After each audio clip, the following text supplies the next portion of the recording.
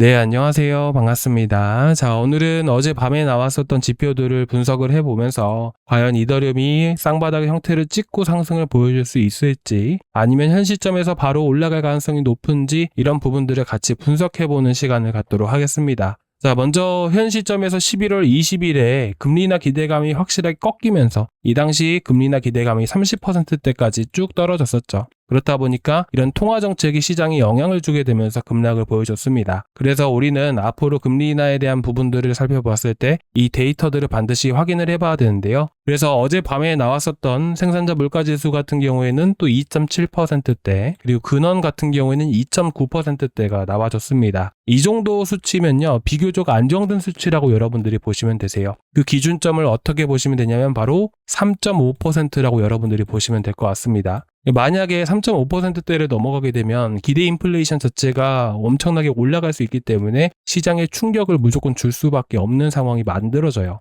경기 침체로 이어질 수 있는 부분들이기 때문이죠. 그래서 이 정도 수치 정도면 되게 비교적 안정된 수치가 나와줬다라고 보시면 되세요. 그러면 또 여기까지 보셨을 때는 사실 금리 인하 기대감을 높일 만한 이슈는 좀 아니라고 저는 생각을 하거든요. 근데 여기서 보셔야 되는 부분들, 이번에 또 금리 인하 기대감을 보셨을 때 어저께는 이 80.4% 정도였다가 지금 4% 정도 더 올랐었잖아요. 이렇게 84%가 만들어질 수 있었던 이유가 사실 소매 판매 지표 때문이라고 생각을 합니다. 이 소매 판매 지표는 전월 대비해서 0.2% 올랐다라고 얘기를 하겠지만 사실 중요한 건 뭐냐면 예상치가 사실 너무나도 낮게 측정이 됐기 때문이에요. 이게 무슨 말이냐면 지금 현재 어쨌든 결과론적으로 봤을 때는 소비 둔화가 이어지고 있다는 것이죠. 그렇다 보니까 소비 둔화하게 되면 어떤 것이 생각나시나요? 바로 8월 22일 날 잭슨 미팅 때 고용 둔화로 인해서 현재 금리 인하 기대감이라는 게 확실하게 올라가게 되면서 보험성 금리 인하의 성격을 띠게 되면서 시장에 한번 급등을 보여줬던 적이 있죠. 근데 제가 고용 둔화를 말씀드리는 이유는 뭐냐면 결국 사람들이 현재 돈을 많이 못 번다라고 가정을 해봤을 때 돈을 많이 못 벌면 어떻게 될까요? 당연히 소비 둔화로 이어지는 거예요. 자연스럽게 소비 둔화로 이어질 수밖에 없잖아요. 지갑 문을 닫게 되잖아요. 그런 것이라는 거예요. 그렇다 보니까 제가 고용 둔화에 대한 부분들을 말씀드리면서 소매 판매에 대한 부분들을 같이 말씀을 드렸던 건데 어쨌든 소비 둔화가 이어지는 부분들이다 보니까 경기를 다시 되살려야 되는 연준 입장에서는 당연히 금리 인하를 할 수밖에 없는 그런 상황들이 만들어졌다는 것이죠. 그래서 지금 이번에 금리 인하 기대감이 다시 한 번 더 오를 수밖에 없었던 이유도 소비 둔화가 이어지고 있기 때문이다 라고 여러분들께 말씀을 드리고 싶습니다. 참 근데 좀 여기까지 좀 봤을 때 생각을 해보게 되면 사실 11월 20일 날 금리 인하 기대감 꺾이면서 이렇게 급락을 보여줬잖아요. 어차피 이렇게 결과가 나올 거면 왜 이렇게 또 내렸나 싶기도 합니다. 솔직히 이때 애초에 안 꺾였더라면 또 지지를 해주고 430만원, 440만원대를 애초에 여기서 지지를 해줬다가 다시 강세를 보일 수 있었을 텐데 말이죠. 그렇죠? 그리고 이제 한 가지 더 말씀을 드리게 되면 일단 저는 이렇게 봅니다. 현재 통화정책상으로 보고 전체적인 이슈로 판단을 해봤을 때는 현 시점에서 쌍바닥 형태로 뛰면서 상승을 하기보다는 통화정책이라는 게 어느 정도 불확실성이 해소된 시점이기 때문에 현 시점에서 하락 상태에서 올라가기보다는 현재 다시 한 번 더 빠르게 회복해줄 가능성이 높다고 생각을 해요. 그렇게 되면 현 시점에서 470에서 480만원 구간대까지도 단기간에 반등이 가능하다 이렇게 좀 말씀을 드리고 싶습니다. 그리고 지금 시점에서 떨어질 확률이 좀 많이 적다라고 생각을 하는 이유가 뭐냐면 바로 보시다시피 주황색 선은 어제도 보여드렸지만 전체 세력들의 평균 매입가예요. 우리가 이걸 보는 이유는 7에서 8년 정도의 데이터들을 보셨을 때 단 한 번도 세력들의 단가를 이탈한 적이 없었다라는 사실입니다. 물론 딱 한 번 있었습니다. 그때가 언제였냐면 바로 4, 5월 달이었었어요. 그리고 현재 맞닿는 구간이기 때문에 사실 현 시점에서 오히려 강하게 지지해주고 반등 보여줄 가능성이 높다는 것이죠. 이번에도 이 자리를 이탈했다가 다시 한 번 더 현재 반등을 또 보여줬잖아요. 그래서 다시 한 번 더 쌍바닥 형태를 띄기보다는 외바닥 형태를 띄게 되면서 반등이 강하게 나와줄 가능성이 높다 라고 보시면 될 것 같고 이 자리는 보시다시피 지금 24일치밖에 안 나왔거든요. 그래서 2.953K, 자 2.7953K네요. 2.7953K면요. 바로 보시다시피 이 자리들, 자 425만원이라는 것을 우리가 알 수 있는 부분이죠. 그래서 바닥은 드러났다라고 보고 있기 때문에 앞으로 결국에는 우리가 어떻게 대응을 하느냐에 따라서 현재 위치에서 우리가 수익을 보고 나올 수 있을지 여부가 상당히 갈리겠죠. 그래서 이런 대응하는 방법이라는 게 사실 제일 중요하다고 생각을 해요. 그런데 일단 제가 바닥이라고 말씀을 드렸긴 했지만서도 대부분 이제 이더리움을 들고 계신 분들 같은 경우에는 아마 위에서 많이 매수를 하셨을 거라고 생각을 해요.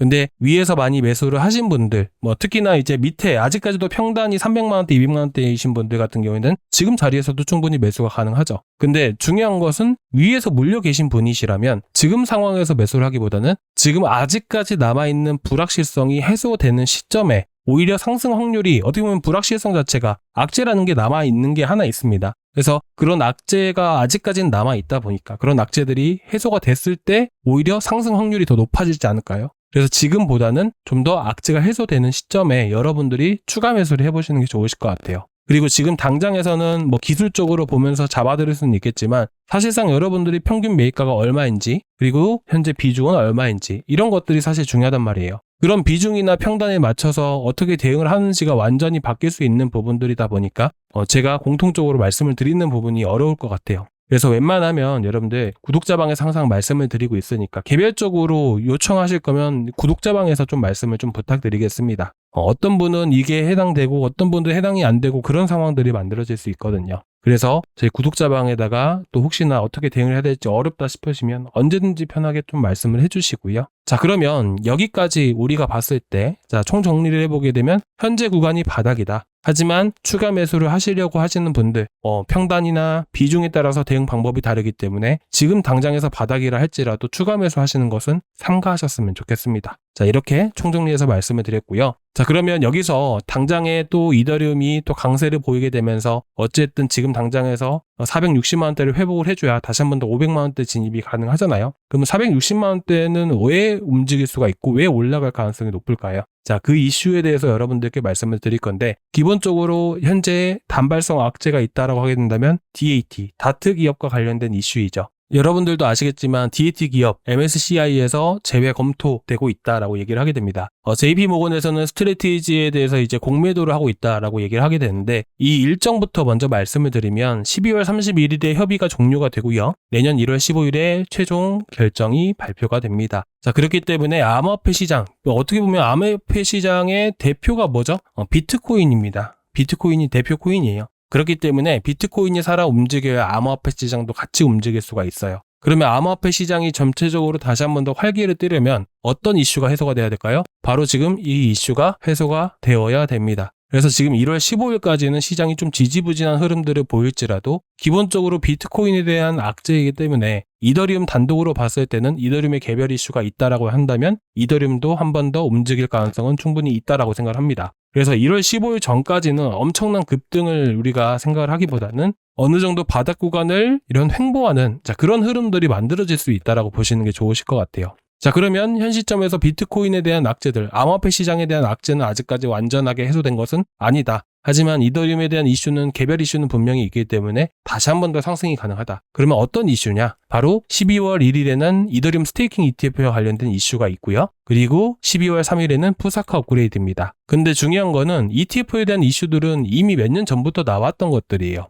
지금까지 암호화폐 시장에 대한 불확실성 그리고 어떻게 보면 신뢰 자체가 많이 떨어지기 때문에 ETF가 승인됐을 때 엄청난 급등을 보여줬던 건데 문제는 지금 어느 정도 대부분 투자자분들이 무슨 생각을 하시냐. 바로 이제 어떻게 보면 어느 정도 ETF는 거의 확실시되게 승리될 수밖에 없다라고 생각을 합니다. 그렇기 때문에 사실상 이게 이슈가 되기보다는 단발성으로 조금 올라와 줄 수 있는 정도밖에 안 될 것 같아요. 자, 그렇기 때문에 12월 3일날 푸사카 업그레이드 이더리움에 대한 개별 이슈가 있기 때문에 이런 이슈 때문에 한번 올라갈 가능성이 높다라고 생각을 합니다. 자, 그래서 여러분들께 단타를 할 때 어쨌든 우리가 지금 당장에서는 단타를 해가면서라도 수익을 챙겨가고 수익금을 가지고 이더리움을 추가 매수를 하든 뭘 하든 이런 대응 전략이란 걸 만들어가야 된다라고 말씀드렸잖아요. 그렇기 때문에 지금 상황에서 우리가 어떤 것들로 단타를 하면 좋을지 말씀을 드릴 때 제가 푸사카 업그레이드로 말씀을 드렸잖아요. 이 푸사카 업그레이드의 핵심이 뭐라고 말씀드렸죠? 바로 이 블록 용량이 2배로 증가한다는 거였어요. 예시로 제가 어제도 말씀드렸지만 팩트라 업그레이드 당시에도 스웨코인이라는 게 있었습니다.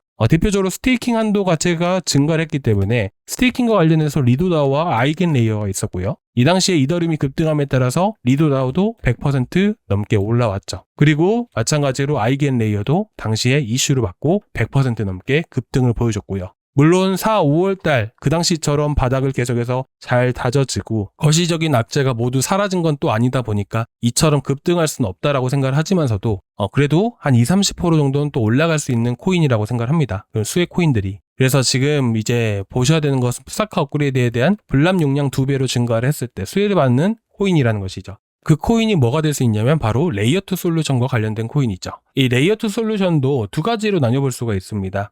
일단은 뭐 대표적으로 롤업 기반이기 때문에 롤업 안에서도 옵티미스틱 롤업이 있고요. 그리고 GK 롤업이라는 게 있어요. 아직까지는 시장 규모면으로 봤을 때 두세 배 정도 차이 나는 게 옵티미스틱 롤업. 그 안에서도 1등 코인인 바로 아비트럼을 여러분들께 그래서 최근에 300원에서 추천을 드린 겁니다. 지금 320원 정도 왔다 갔다 하고 있긴 한데 현 시점에서 오늘 이제 홍콩 이벤트가 있고 여기서 업그레이드 발표 예정이다 보니까 현 시점 320원 이하로도 충분히 매수가 가능하다라고 여러분들께 말씀을 드리고 싶습니다. 그래서 지금 이더리움이 다시 한 번 더 강세를 보이는 시점에 다시 한 번 더 강세를 보일 수 있기 때문에 여러분들이 아비트럼 꼭 체크하고 한번 보셨으면 좋겠습니다. 자, 일단 오늘 여기까지 좀 준비를 해왔는데요. 좀 어떠셨나요? 조금이나마 도움이 되셨다면 구독과 좋아요 한 번씩 부탁드리도록 하겠습니다. 그리고 추천드린 코인 모든 코인들은 다 이제 실시간 대응이 필요하기 때문에 실시간 대응은 제가 여러분들께 이제 구독자방에서 하고 있다는 점만 좀 알고 계셨으면 좋겠습니다. 자, 오늘 여기까지 준비했고요. 다음 시간에 또 뵙도록 하겠습니다. 감사합니다.